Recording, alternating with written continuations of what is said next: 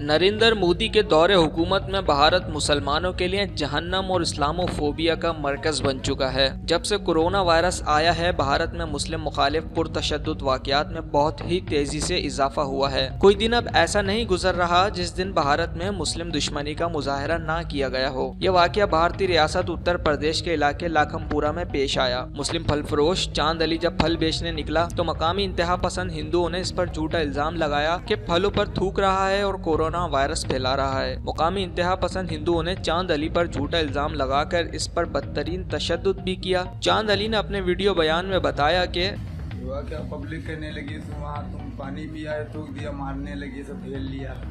Police ने आपकी कोई सहायता की? कोई सहायता नहीं, पुलिस ने बहुत मारा। चांद अली ने जिस्म पर तशद्दुद के निशान दिखाते हुए कहा कि पुलिस ने भी मुझ पर बदतरीन तशद्दुद किया। मैंने पुलिस से जितनी माफी मांगी, पुलिस ने मुझे उतना ही मारा। कहते हैं ये थूक के बेचता है। हुआ क्या, पब्लिक ने वो बस मारने लगी।